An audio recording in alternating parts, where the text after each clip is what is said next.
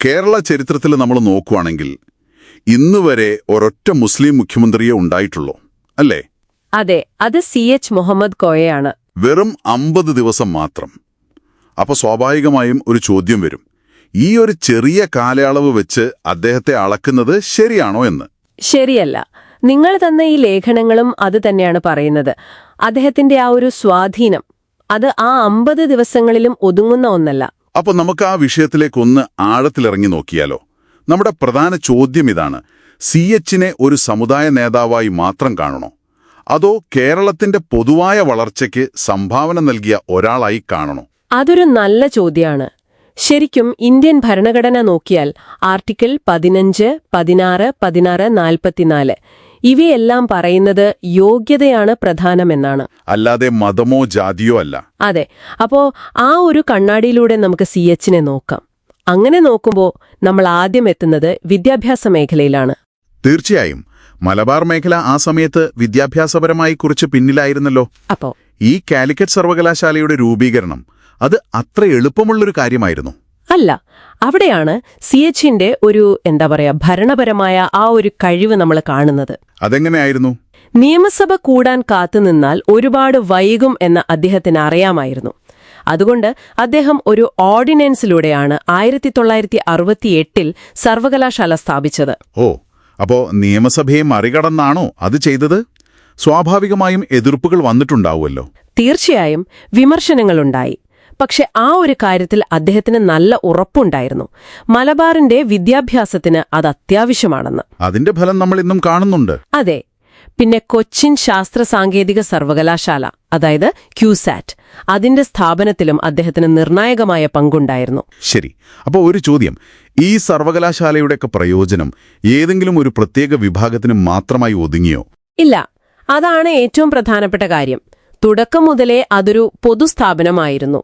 ഇന്നവിടെ പഠിക്കുന്ന വിദ്യാർത്ഥികളിൽ ബഹുഭൂരിപക്ഷവും അമുസ്ലിംകളാണ്. ഓ, അത് അദ്ദേഹത്തിന്റെ കാഴ്ചപ്പാടിന്റെ ആ ഒരു വിശാലതയാണ് കാണിക്കുന്നത്, അല്ലേ? അതെ, തികച്ചും മതേതരമായ ഒരു കാഴ്ചപ്പാട്. ശരി. വിദ്യാഭ്യാസത്തിന്റെ കാര്യം നമ്മൾ സംസാരിച്ചു. ഇനി സാധാരണക്കാരുടെ ജീവിതത്തിലേക്ക് വന്നാലോ? അവിടെയാണ് നമ്മൾ അദ്ദേഹത്തിന്റെ ഭരണത്തിന്റെ മറ്റൊരു തലം കാണുന്നത്.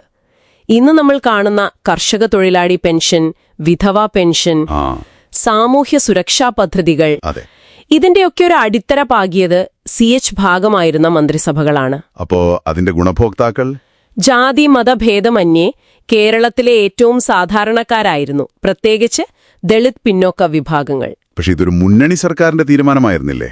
ഇതിൽ CHന്റെ ഒരു വ്യക്തിപരമായ പങ്ക് എത്രത്തോളം ഉണ്ടായിരുന്നു. ഈ പദ്ധതികൾ രൂപപ്പെടുത്തുന്നതിലും നടപ്പിലാക്കുന്നതിലും അദ്ദേഹം നല്ല പങ്ക് വഹിച്ചു. അതിലുപരി മറ്റ് സമുദായ സംഘടനകളുമായുള്ള അദ്ദേഹത്തിന്റെ ബന്ധം, അതാണ് അദ്ദേഹത്തിന്റെ ശൈലി വ്യക്തമാക്കുന്നത്. ഉദാഹരണത്തിന് NSS, SNDP പോലുള്ള സംഘടനകളുമായിട്ട് വളരെ അടുത്തൊരു ബന്ധം അദ്ദേഹത്തിനുണ്ടായിരുന്നു. മന്നത്ത് പത്മനാഭനെ പോലുള്ള നേതാക്കളുമായി സഹകരിച്ചാണ് അദ്ദേഹം മുന്നോട്ടു പോയത്. അപ്പോ ഒരു വിവേചനവും കാണിച്ചില്ല എന്നാണോ? ഒരു വിവേചനവും കാണിച്ചില്ല. അപ്പോ അദ്ദേഹം ഒരു രാഷ്ട്രീയക്കാരൻ എന്നതിലുപരി മറ്റു കഴിവുകളുള്ള ഒരാളായിരുന്നോ? തീർച്ചയായും നല്ല നർമ്മബോധമുള്ളൊരു പ്രസംഗകനായിരുന്നു.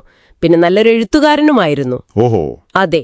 നിയമസഭ എങ്ങനെ പ്രവർത്തിക്കുന്നു എന്ന അദ്ദേഹത്തിന്റെ പുസ്തകം അത് ഇന്നും നിയമ വിദ്യാർത്ഥികളും സാധാരണക്കാരും ഒരുപോലെ ഉപയോഗിക്കുന്ന ഒന്നാണ്. കൊള്ളാം. ഭരണവും എഴുത്തും ഒരുമിച്ച് കൊണ്ടുപോയി. അതെ. അപ്പോ ഈ ഒരു ചർച്ചയിൽ നിന്ന് നമുക്ക് എന്താണ് ചുരുക്കി പറയാൻ കഴിയുക? CH മുഹമ്മദ് കോയയെ ഒരു പ്രത്യേക സമുദായത്തിന്റെ മാത്രം പ്രതിനിധിയായി കാണുന്നത് അതൊരു ചരിത്രപരമായ തെറ്റായിരിക്കും. ശരിയാണ്. അദ്ദേഹം സ്ഥാപിച്ച സർവകലാശാലകളും ഈ ക്ഷേമ പദ്ധതികളും ഇതെല്ലാം കേരളത്തിന്റെ പൊതുസമൂഹത്തിനു വേണ്ടിയുള്ളതായിരുന്നു, ഏതെങ്കിലും ഒരു വിഭാഗത്തിനു മാത്രമായിരുന്നില്ല. അതെ, അദ്ദേഹം ഒരു മുസ്ലിം ആയിരുന്നു എന്നതൊരു വസ്തുത. പക്ഷേ അദ്ദേഹത്തിന്റെ പ്രവൃത്തികൾ അത് കേരളത്തിലെ എല്ലാ ജനങ്ങളെയും ഉൾക്കൊള്ളുന്നതായിരുന്നു. തികച്ചും.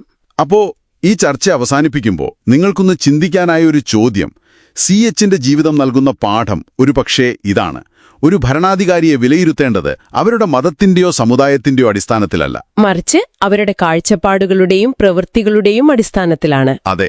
ഈയൊരു കാഴ്ചപ്പാടില് ഇന്നത്തെ നേതാക്കളെ നിങ്ങൾ എങ്ങനെ വിലയിരുത്തും? അതൊന്ന് ചിന്തിച്ചു നോക്കൂ.